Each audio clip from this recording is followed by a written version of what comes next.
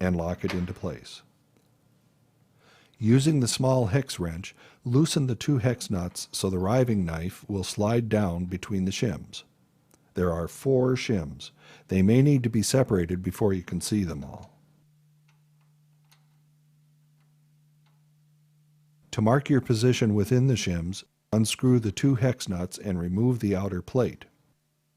If you just take the 2 outer shims with the beveled edge and put them in the position that marks the center of blade, you have a reference mark. Place the blade guard assembly between the shims. Readjust until the blade and riving knife are in proper alignment. With the riving knife centered to the blade, make sure the riving knife clears the blade by 1/8 of an inch. Check all of the blade clearances and, if correct, secure and tighten the 2 hex nuts, lower the blade, and reattach the throat plate.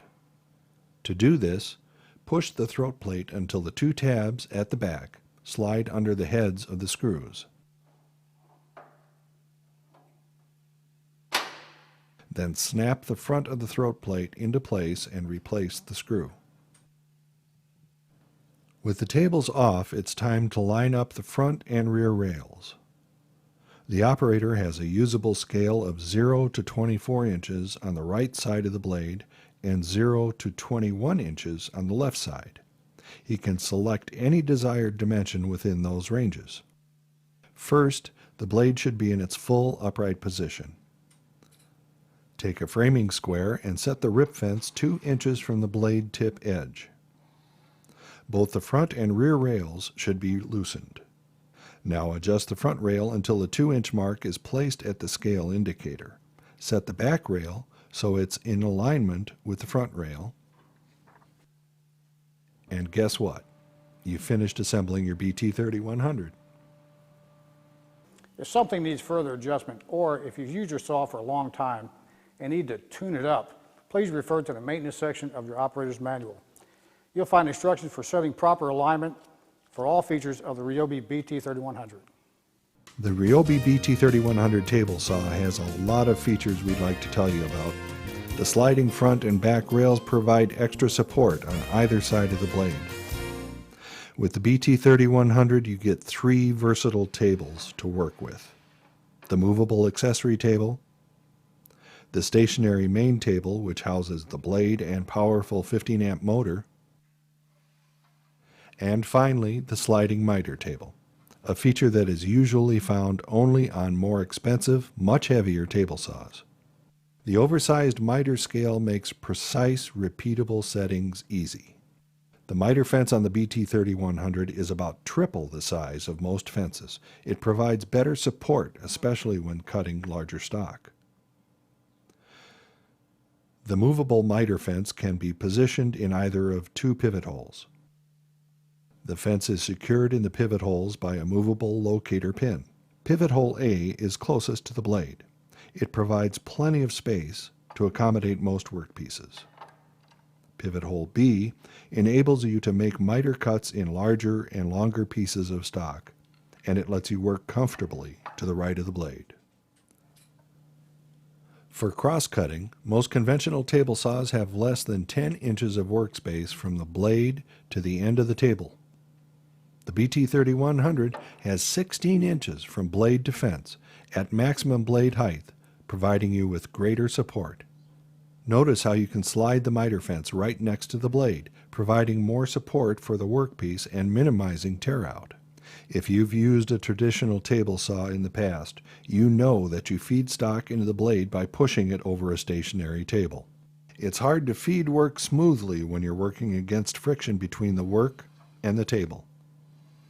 The BT3100 sliding miter table glides forward smoothly with your workpiece for much greater precision and convenience.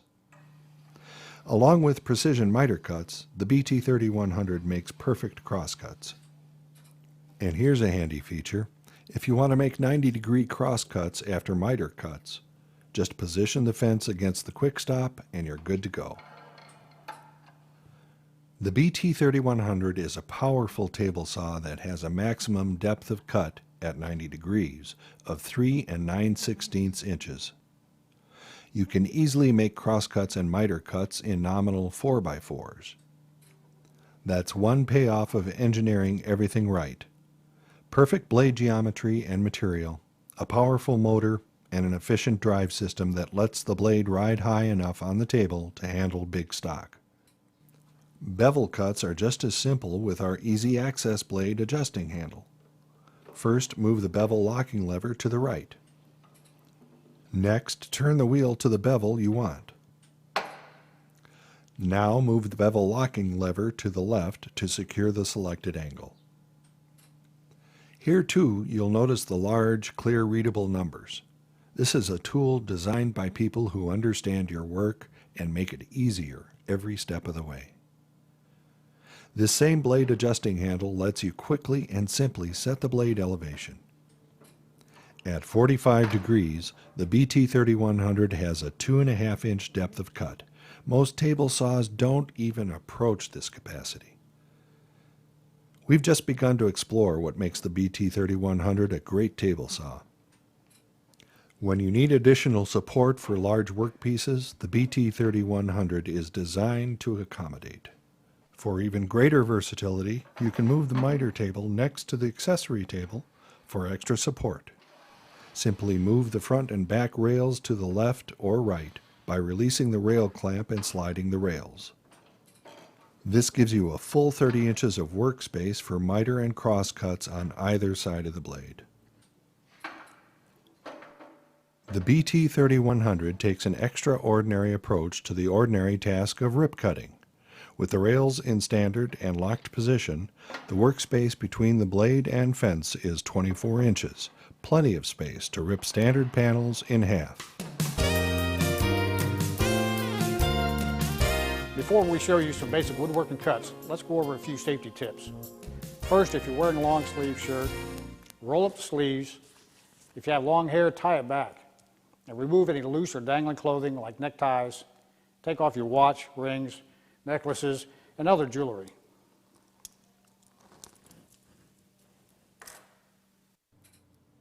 Always use a properly grounded outlet. A 15-amp circuit is fine if nothing else is on the circuit, but a 20-amp circuit, it's better. If you're using an extension cord, the guidelines are simple. 14 gauge up to 25 feet and 12 gauge for lengths 26 to 50 feet. Never plug the saw motor cord directly into an extension cord. Only plug it into the BT3100 switch-controlled onboard outlet. When using a router in the accessory table, plug its cord into the switched outlet for easy control, after first unplugging the saw. By the way, the BT3100 has a safety key which can be removed to prevent unauthorized use. Always wear safety glasses with side protection. I'll say it again, always wear safety glasses with side protection. Never rip boards that won't lay flat on the table. They can endanger you and damage the saw. Also, make sure there are no nails, loose knots, or hardware before cutting. Make it a habit to move your lead hand up and away from the blade. Think of it as a circle of safety. Keep your hands at least 3 inches away from the blade. Never cross the path of the blade with any part of your body. It's important that you read and understand your operator's manual very thoroughly and follow the safety guidelines before making that first cut.